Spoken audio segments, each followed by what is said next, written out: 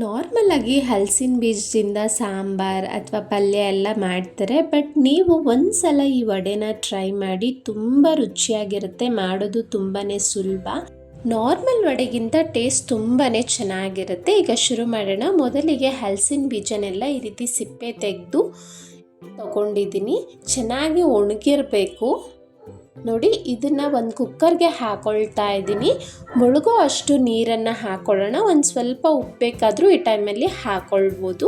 ಈಗ ಕುಕ್ಕರ್ನ ಕ್ಲೋಸ್ ಮಾಡಿ ನಾನಿಲ್ಲಿ 2 ರಿಂದ 3 ವಿಸಿಲ್ ಬರೆಸ್ಕೊಳ್ತೀನಿ. ಅಥವಾ ಪಾತ್ರೆಯಲ್ಲಿ ಬೇಯಿಸೋರಿಗೆ ನಿಮಗೆ ಮೀಡಿಯಂ ಫ್ಲೇಮಲ್ಲಿ 10 ರಿಂದ 15 ನಿಮಿಷದೊಳಗಡೆ ಬೆಂದೋಗುತ್ತೆ ನೋಡಿ. ಈಗ ಬೆಂದಿರೋ ಅಂಥ ಬೀಜನ ಮಿಕ್ಸಿ ಜಾರ್ಗೆ ಹಾಕ್ಕೊಂಡು ಒಂದು 20 ಎಸಳು ಬೆಳ್ಳುಳ್ಳಿ, 1 ಇಂಚ್ ಆಗೋ ಅಷ್ಟು ಶುಂಠಿ, ಒಂದು 4 ಹಸಿಮೆಣಸಿನ್ಕಾಯಿನ ಕಟ್ ಮಾಡಿ ಹಾಕಿದ್ದೀನಿ. 1 ಇಂಚ್ ಆಗೋ ಅಷ್ಟು ಚಕ್ಕೆ ಹಾಕ್ಕೊಳ್ಬೇಕು. ಈಗ ಇದನ್ನು ನುಣ್ಣಗೆ ರುಬ್ಬಕ್ಕೆ ಹೋಗಬೇಡಿ. ನಾವು ವಡೆಗೆಲ್ಲ ಯಾವ ರೀತಿ ತರ್ತರಿಯಾಗಿ ರುಬ್ಕೊಳ್ತೀವೋ ಅದೇ ರೀತಿ ರುಬ್ಕೋಬೇಕು. 1 ಸ್ಪೂನ್ ಕಡಲೆಬೇಳೆ ನೆನೆಸಿದ್ದೆ, ಅದನ್ನು ಹಾಕೊಳ್ತಾ ಇದ್ದೀನಿ. ಒಂದು ಸ್ವಲ್ಪ ಕರಿಬೇವು, ಹಾಗೆ ಫ್ರೆಶ್ ಆಗಿರೋವಂಥ ಕೊತ್ತಂಬರಿ ಸೊಪ್ಪನ್ನು ಕಟ್ ಮಾಡಿ ಸೇರಿಸ್ಕೊಳ್ತಾ ಇದ್ದೀನಿ. ನಂತರ 1 ಮೀಡಿಯಮ್ ಸೈಜ್ ಈರುಳ್ಳಿನ ಸಣ್ಣದಾಗಿ ಕಟ್ ಮಾಡಿ ಹಾಕೊಳ್ಳಿ. ರುಚಿಗೆ ತಕ್ಕಷ್ಟು ಉಪ್ಪನ್ನು ಹಾಕೊಳ್ಳೋಣ. ಈ ವಡೆಗೆ ಬೈಂಡಿಂಗ್ ಚೆನ್ನಾಗಿ ಆಗಬೇಕು ಅಂದರೆ ಎಣ್ಣೆಲಿ ಹಾಕಿದಾಗ ಬಿಟ್ಕೋಬಾರ್ದು ಅಂತ ಕೇವಲ 1-2 ಸ್ಪೂನ್ ಆಗೋಷ್ಟು ಕಡಲೆ ಹಿಟ್ಟನ್ನು ಸೇರಿಸ್ಕೊಂಡಿದ್ದೀನಿ. ನೀವಿಲ್ಲಿ ಅಕ್ಕಿ ಹಿಟ್ಟು ಬೇಕಾದರೂ ಹಾಕ್ಕೊಳ್ಬೋದು. ಈಗ ಎಲ್ಲವನ್ನು ಒಂದ್ಸಲ ಚೆನ್ನಾಗಿ ಮಿಕ್ಸ್ ಮಾಡ್ಕೊಳ್ಳೋಣ. ಈಗ ಒಂದು ಉಂಡೆ ತಗೊಂಡು ವಡೆ ರೀತಿ ತಟ್ಕೊಳ್ತೀನಿ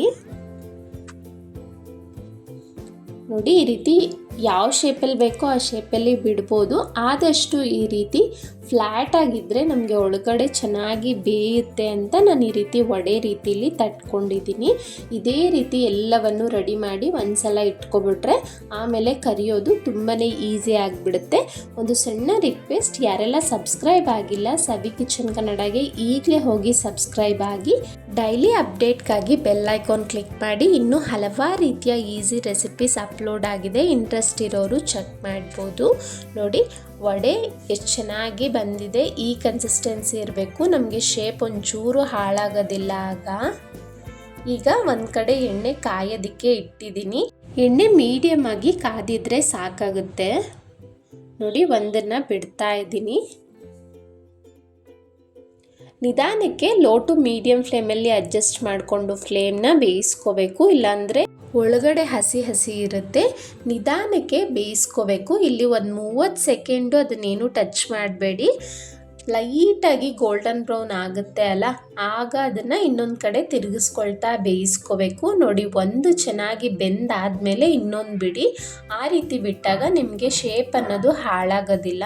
ಒಳ್ಳೆ ಗೋಲ್ಡನ್ ಬ್ರೌನ್ ಬರ್ತಿದ್ದಂತೆ ನಾನು ಇಲ್ಲಿ ತೆಗೆದಿಡ್ತಾ ಇದ್ದೀನಿ. ಒಂದು ಸ್ವಲ್ಪನೂ ಆಯ್ಲಿ ಇರೋದಿಲ್ಲ. ತುಂಬ ಚೆನ್ನಾಗಾಗಿತ್ತು ಈ ವಡೆ.